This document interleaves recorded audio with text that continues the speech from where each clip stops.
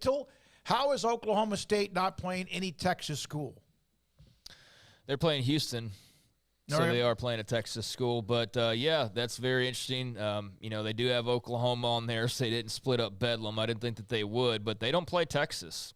I wonder how Oklahoma State feels about that. I mean, Baylor doesn't play Oklahoma. So it's just kind of that's. I don't like the fact that Baylor and Oklahoma State are not playing. I don't like that either. Yeah, I like again, I don't care if Oklahoma State was coming off a national championship. It's just kind of become such a nice little – kind of a back-and-forth rivalry with some of the moments we've seen in recent years. Yeah, they're also playing they're playing all 4 of the new schools. Oklahoma State is. They're playing all 4 of the new schools. So just notice, I mean, that's what I'm saying is, like, you kind of notice something new every time you look at this. But, yeah, they're not playing Texas or Baylor or Texas Tech, but they're playing all 4 of the new schools. And as a matter of fact, Oklahoma State's final 5 weeks, they're playing 4 of the 5 weeks against the new schools. That's wild. So that's a very interesting. The last 3 straight through. Well, yeah, 4 of the last 5 and 3 the 3 straight to end the season. So yeah, they're going to be again this great thing. So that means home versus Cincy, home for Bedlam, at UCF, at Houston, home for BYU.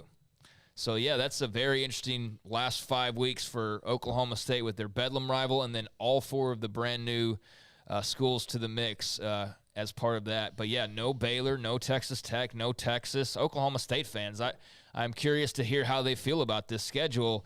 On the one hand, though, like it could be super favorable for them. I mean, you think about it, Arizona State, that might actually be more dangerous with Kenny Dillingham, certainly more dangerous than when Herm Edwards was there. So maybe that's one you circle in the non-conference that you're like, okay, you could be 1-1 if you're not careful. But Iowa State on the road to open Big 12 play, so that, could be tough. But then, yeah, K-State at home, Kansas at home, West Virginia, Cincy, OU, UCF, Houston. I mean, if there is an adjustment period for the new schools, then that's maybe like the greatest schedule you could have to end the year, quite frankly. I mean, and you get, Texas Tech, they're expected to probably be 2 of the better teams in the conference. Baylor's not a cakewalk, no matter, what they did last year. That's still a physical, tough game, and they avoid all of that. So, I mean, hell, they don't even play TCU. Who's that again? Oklahoma State. Yeah. They don't play anybody in the state of Texas outside of Houston, and they close with 4 of the 5 new schools. So, I mean, that could actually be super favorable for them if there is a bit of a learning curve. Well, depending on what UCF bring to the table, and by the way, Gus Malzahn will join us. Houston, a part of that. Cincinnati with the reload, new coaching staff. And then, obviously, Brigham Young with Kalani Sitake. They're trying to bounce back from kind of a disappointing year. By the way, from Mike Bartis, unless he's looking at this wrong, Texas only leaves the state twice their entire season. They have the game at Alabama. He's right. They leave the state of Texas twice. That sounds like one of those Florida school schedules. No, that sounds like Ohio State's old schedule. Remember, Ohio State was the master of that, where they would, host a non-conference game, and then they would play Cincinnati, Toledo, and Youngstown State in their non-con or something like that. There's other schools in Ohio, and they wouldn't, travel outside the borders. But yeah, that does. I mean, that's Florida. That the Gators, they do that a lot. Over an 8 to 10 week period of time, from the time they play at Alabama, which of course will be a classic type game, until they play on the road against Iowa State on the 18th of November. Everything in between is going to be a home game. Oklahoma, of course, a neutral site, but in the state of Texas in Dallas. Their longest trip after that is 3 hours down 290. Yes. That's it. Yeah.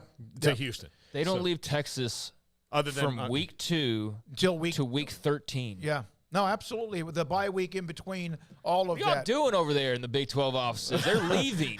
Yeah, I think there were some Texas fans who were worried about having to play at UCF, at Cincinnati, and they've been in Provo, and then maybe Iowa State and Manhattan. If I was a Texas fan, the doomsday scenario would have been you're going at West Virginia, then at Provo, and then at Orlando, all within like a month. So you're like ping, ping, ping, ping, ping all over the place. But, By the way, Oklahoma State, one thing, I don't know, Craig, you mentioned this, the last Bedlam in Stillwater. Yeah, that's true. Yeah, last Bedlam in Stillwater. But, yeah, I mean, I mean, this is all, you look at them one by one and you get a ton of different storylines from it. But yeah, they're going to have that last Bedlam game, so that's, I'm sure, something that they're celebrating there, and who the heck knows what either one of those teams will even look like at that point. But yeah, very interesting how they close with all those new schools. TCU has the opening game against Deion Sanders and Colorado. They also then have, Northwestern Louisiana. They play Houston, which is the first conference game. Then they play SMU, which will be right there in Dallas-Fort Worth. Home against West Virginia. At Iowa State. Home against Brigham Young. And then they have 2 of the next 3 weeks they're on the road, including Kansas State in Manhattan. They have an off week. And then also Texas Tech in Lubbock. Then they close out at home against Texas, home against Baylor, and then on the road against Oklahoma. You guys have mentioned that last month or so, 5 games with them. But so there's the schedule for the team that won the Big 12 regular season title. And, of course, Kansas State, Chris Kleiman and company, who won the Big 12 championship game up in Arlington. Let's do this. Let's take a break. The text